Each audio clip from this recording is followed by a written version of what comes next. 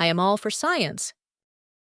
My vision is not against science. My vision absorbs science in itself.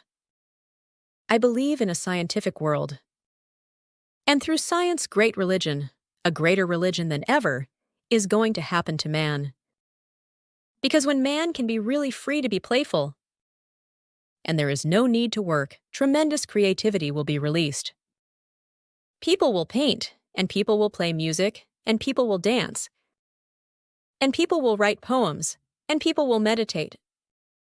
Their whole energy will be free to soar high. Only a small part of humanity has been creative because all the other people have been forced to do futile things that can be done by machines more easily and without any trouble to anybody. Millions of people are simply laboring their whole lives.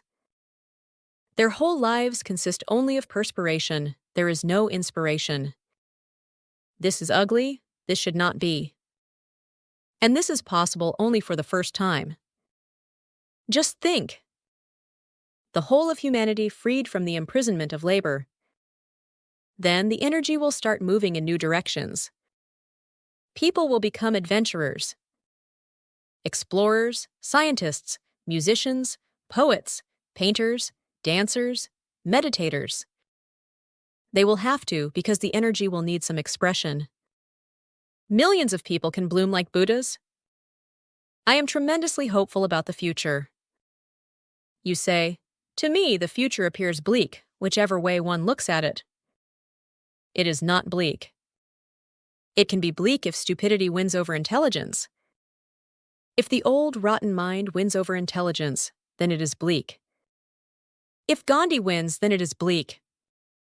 If stupid politicians and dictators win, then it is bleak. But if I am heard and understood, it is not bleak. You say, either poverty and starvation, or westernization through capitalism. I am all for westernization, and I am all for capitalism. 2. Because capitalism is the only natural system. Communism is a violent, enforced, artificial system. Capitalism is a natural growth. Nobody has forced it on anybody. It has come on its own. It is part of human evolution. Capitalism is not like communism, with a few people trying to enforce a particular system on others. Capitalism has grown out of freedom. Capitalism is a natural phenomenon, and it fits perfectly well with human potentials.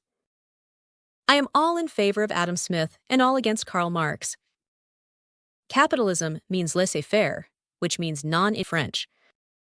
People should be free to do their own thing.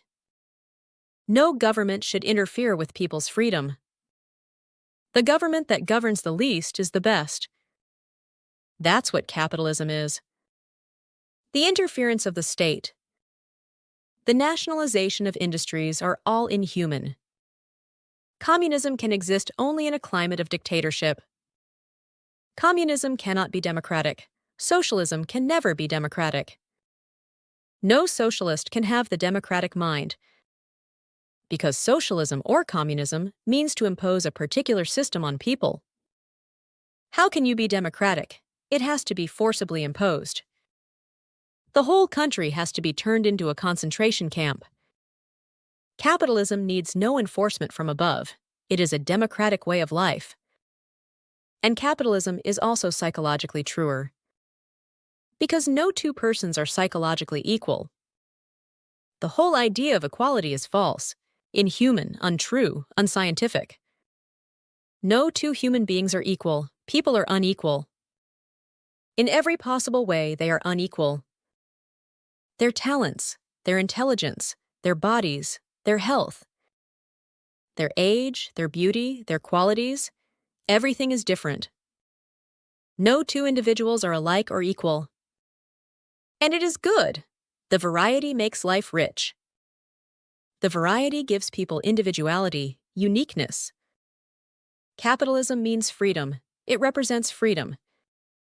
I am not against equal opportunities for all, please. Don't misunderstand me. Equal opportunities should be available to everybody. But for what? Equal opportunities to grow to your unequal potentials. Equal opportunities to be different, to be dissimilar, equal opportunities to be whatsoever. You want to be. Communism destroys human freedom in the name of equality. And the equality can never be managed. There is no possible way. Even in Soviet Russia, there was no equality. Only the classes changed their labels. First, there used to be the proletarians and the bourgeoisie. Then there were the rulers and the ruled, and the distinctions were far greater than ever. The whole country fell into a kind of dull state. Communism makes people drab and dull, placid, because nobody feels the freedom to be himself, so joy disappears from life. Nobody feels any enthusiasm to work for others.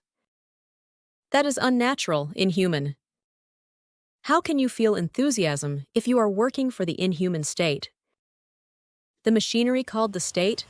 When you work for your children, your wife, there is enthusiasm.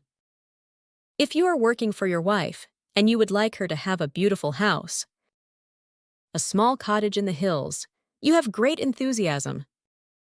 You would like your children to be healthy, you have great enthusiasm. Who cares for the state? For what?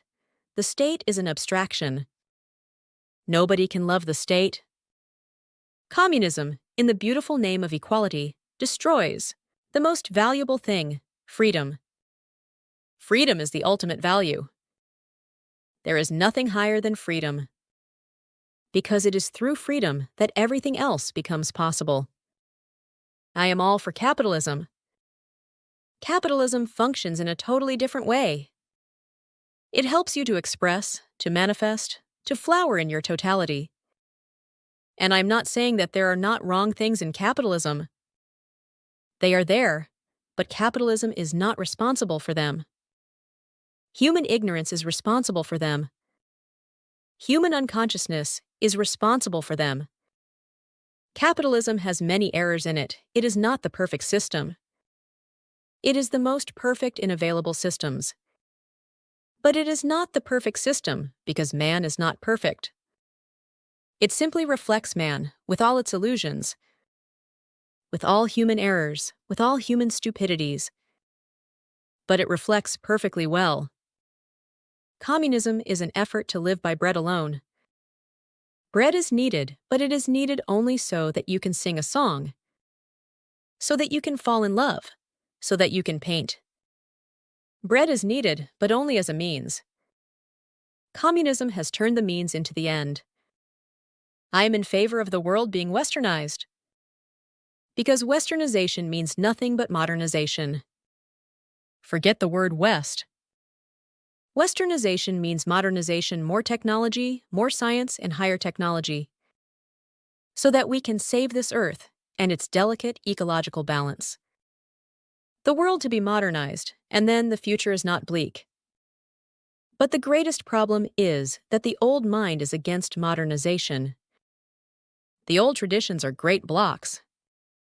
The conditioning of the old traditional mind is such that people are committing suicide. They think that they have great culture and great values and great ideas.